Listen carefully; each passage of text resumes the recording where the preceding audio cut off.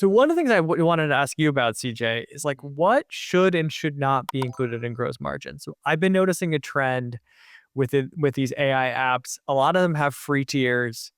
The free tiers cost a lot of money to support free users, but they don't count free users under gross margins. They count that as like sales and marketing costs. Like what do you think should be included in this calculation? When I die someday, Kyle, they're going to put on my gravestone, he told you what you should have in your gross margin. That's what I'll put on your tombstone. I break it up into three kind of buckets here. The first one is the labor associated with providing your service. So that's the customer support and many times customer success if they don't have any sort of linkage to revenue goals. Implementation should go up there too. So those are the three types of people type expenses that go up there. Before AI came about 50% of your COGS were related to labor.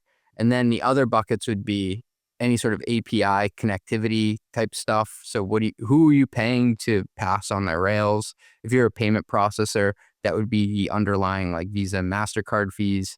If you're a software provider, it could be like you're querying someone's database and have to pay a toll. And then you have your cloud hosting, which is traditionally your GCP, your AWS, your Azure. And then this third bucket has been expanded. Some would even say we should just call it a fourth bucket, and that is your AI costs for the models that are used to serve your customer, your end product.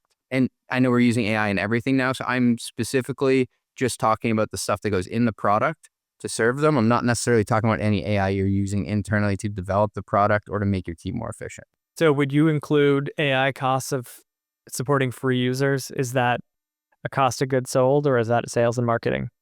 So that one, I think if you're being 100% academically honest, that is a cost of goods sold.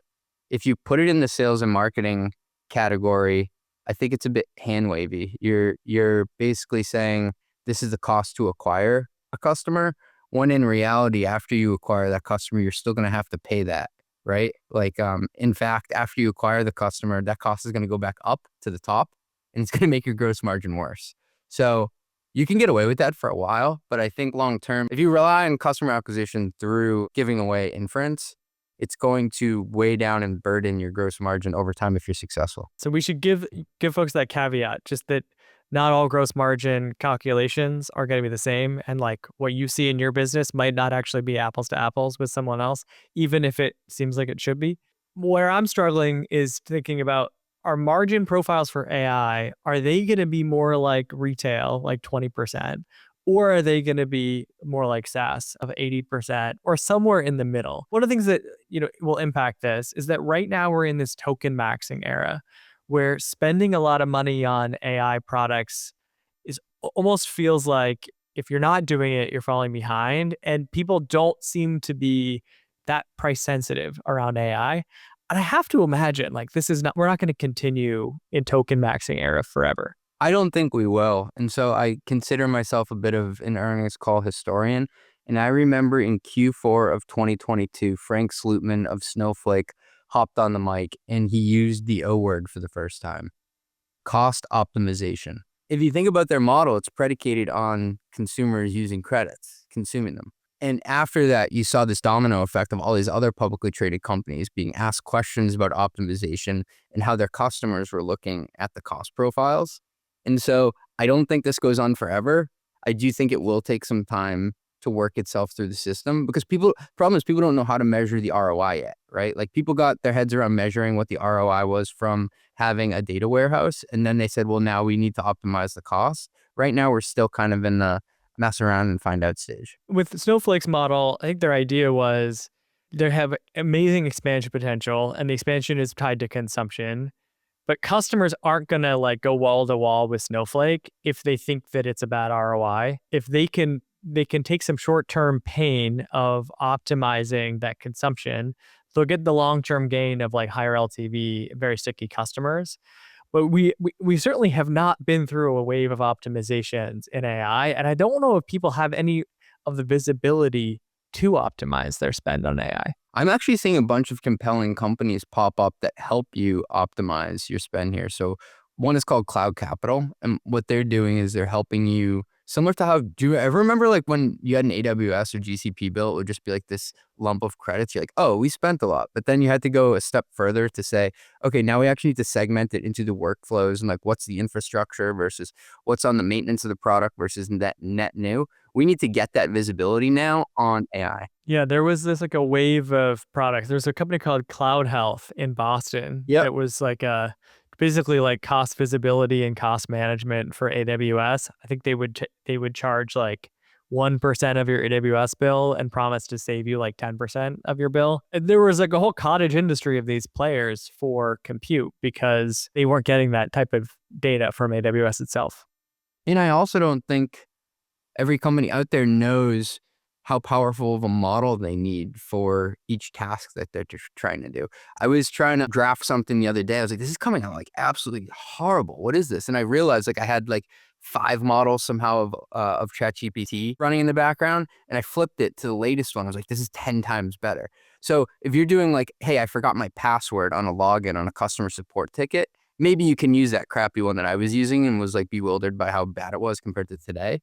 But it's hard to know, do you really need 600 horsepower in order to get to your destination for some of this stuff? When there is cost optimization, will this help or hurt margins?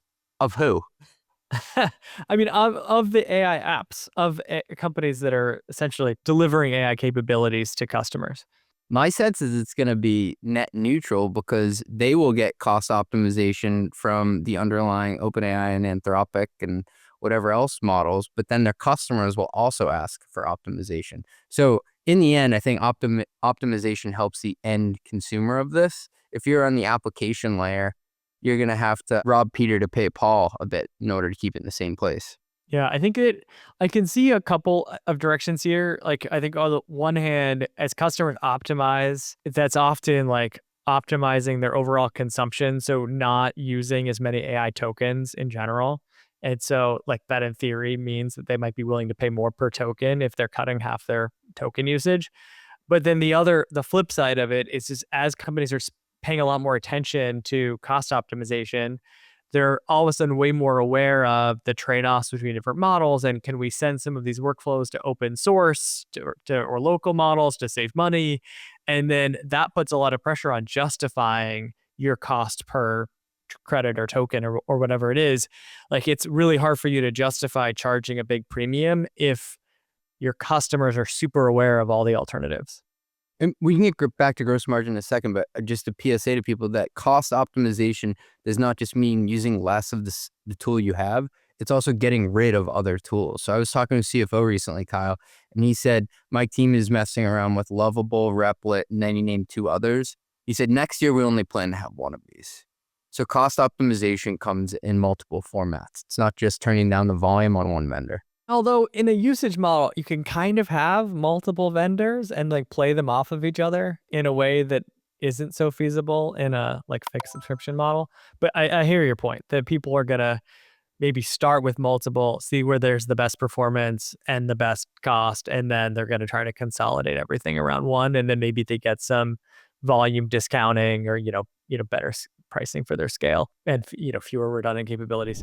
When I looked to set up my first CRM at Growth Unhinged, I knew I wanted something that was actually AI first. The world has evolved. Most CRMs are still stuck in the 90s. I found Lightfield, the CRM that remembers everything and does the work for you. It joins all my sales calls, reads my emails, and has the full context on every account. At this point, Lightfield knows my deals better than I do. I haven't had to set up a single CRM dashboard. Instead, I simply ask Lightfield questions like, which deals in my pipeline are most likely to close, or who do I need to follow up with today? It even automatically prepares me for meetings with a personalized daily briefing, and setup was quick and surprisingly painless. Lightfield is my sales coach, RevOps analyst, therapist, EA, all in one. See Lightfield for yourself with a 14-day free trial. Connecting data from your inbox takes just 5 minutes, and you can migrate in under an hour. Go to lightfield.app, that's lightfield.app, and use code MOSTLYGROWTH to get 3 months free.